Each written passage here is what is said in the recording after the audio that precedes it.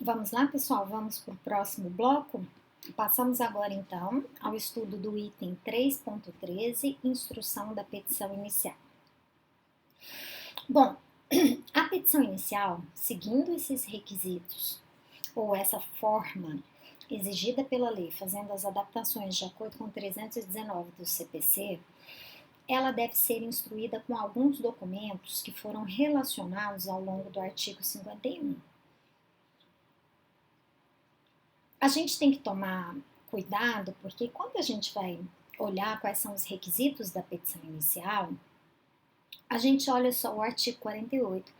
E, na verdade, o artigo 51 traz uma lista de documentos que são tidos também como requisitos, porque se eu não tiver essa documentação, se a minha escrituração contábil, por exemplo, não estiver regular, vai ser empecilho para o meu pedido de recuperação judicial. Então, é como se o artigo 51 fosse independente do 48, quando, na verdade, esses artigos tinham que estar juntos, né? Porque na ausência do 48 ou na ausência de qualquer um dos documentos do 51, a recuperação judicial não será concedido o processamento da recuperação judicial. Bom, se vocês olharem o artigo 51, ele é um artigo bastante longo. Diz que a petição inicial será instruída com, e vem 9 incisos, trazendo a lista de documentos. Para a gente entender esses documentos, vamos estudá-los em grupo para ficar mais fácil. O primeiro grupo de documentos exigidos pelo artigo 51 são os documentos relativos à situação patrimonial da empresa. Esses documentos são aqueles documentos que são requeridos pelo inciso 1. Que documentos são esses? A exposição das causas concretas da situação patrimonial do devedor e das razões da crise econômico-financeira. O que é isso? É fundamentos de fato e de direito da minha petição inicial. Na verdade, quando eu fiz a minha petição, eu já fundamentei, coloquei meus fundamentos de fato e de direito. Só que aqui pede para eu criar um documento em separado, é como se fosse um dossiê, né?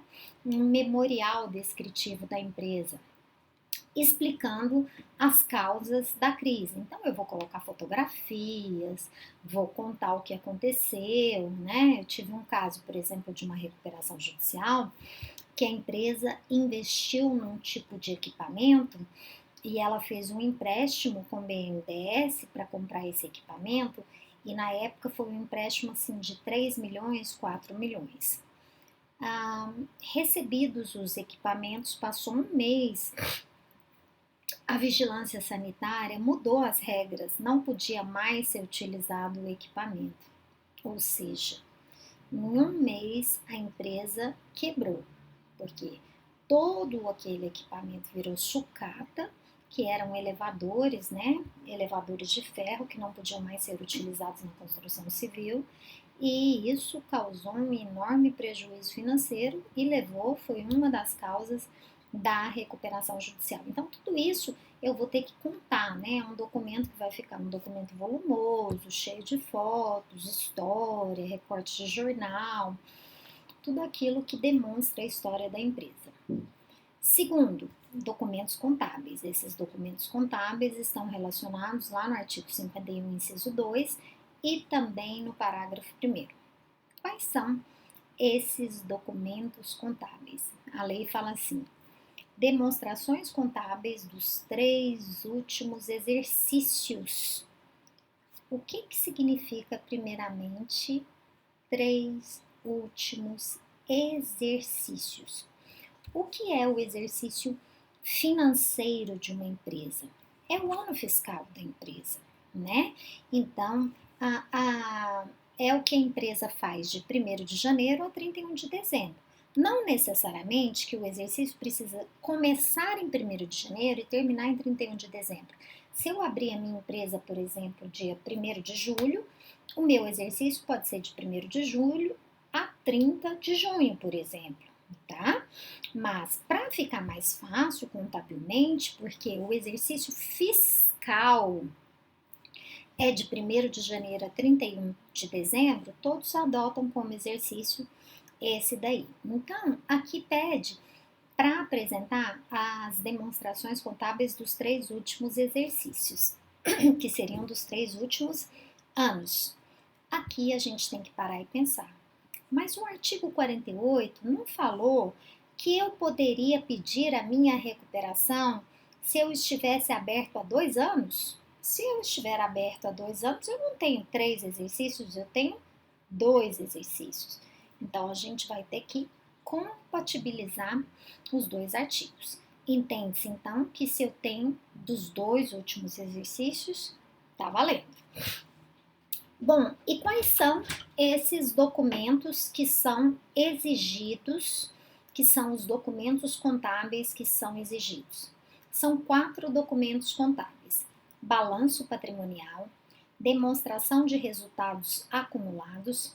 Esse documento mudou o nome, hoje é demonstração de resultado econômico, DRE. Demonstração de resultado desde o último exercício social e relatório gerencial de fluxo de caixa e sua projeção. Vamos lá, vamos entender o que significa cada um desses 4 documentos. Lembrando, gente, que esses documentos são documentos normais de escrituração contábil regular. São aqueles documentos que o empresário tem que fazer uma vez por ano e levar lá na junta comercial para autenticar. O que é o balanço patrimonial? Ativo menos o passivo. O que é a demonstração de resultados econômicos, a DRE? Lucros menos prejuízos. Demonstração de resultado desde o último exercício social. O que é isso? Vamos supor, igual agora, nós vamos iniciar o mês de abril. Eu vou pedir a recuperação dia 1º de abril. Eu coloquei a minha DRE dos 3 últimos anos, 2017, 2018, 2019. A demonstração de resultado desde o último exercício é de janeiro até março. Eu faço uma demonstração dos lucros e prejuízos naquele período próximo da recuperação. Eu só não vou fazer se eu pedir minha recuperação 1º de janeiro, no mês de janeiro, né? Aí não justifica eu fazer um outro documento. E o último documento, gente, esse último documento, ele não é um documento contábil, não é um documento de escrituração que eu vou levar lá na junta comercial, que é o relatório gerencial de fluxo de caixa e sua projeção. O que é isso? Documento administrativo, para eu saber a projeção mês a mês de quanto dinheiro vai entrar na empresa, quanto dinheiro vai sair. Então, eu tenho que fazer também uma projeção durante todo o período de recuperação, né? Qual seria a minha previsão de entrada de dinheiro e de saída. Para quê? Para que os credores tenham ideia se eles vão conseguir receber o pagamento ou não. Bom, que mais? Documentos relativos ao registro da empresa. Bom, o empresário ele tem que comprovar que ele é um empresário regular. Como que ele vai comprovar a sua regularidade? Através de uma certidão emitida pela junta comercial. Né?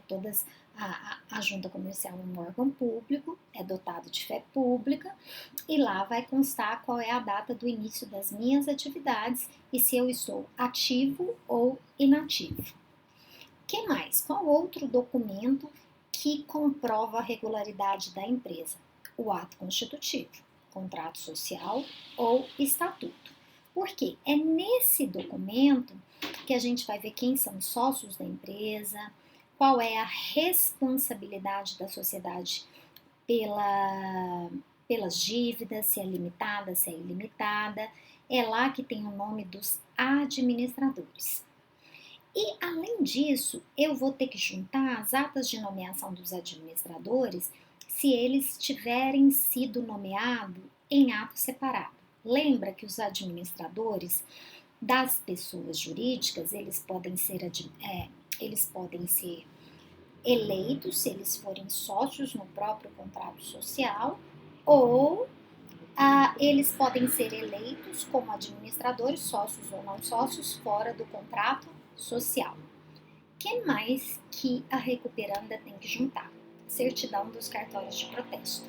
Ela tem que comprovar que ela está numa situação financeira, econômico-financeira caótica, ela não tem dinheiro para pagar as dívidas, existem vários protestos, tá?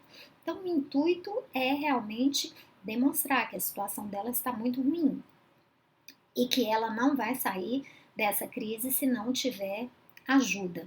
E aqui, gente, eu tenho que pegar a certidão dos cartórios de protesto de onde eu souber que estou protestada. Se eu estou protestada só aqui em Goiânia, eu vou pegar dos cartórios de protesto de Goiânia.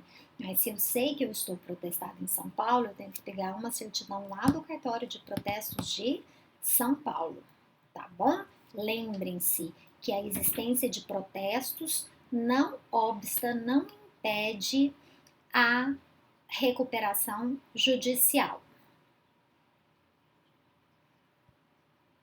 Que foi?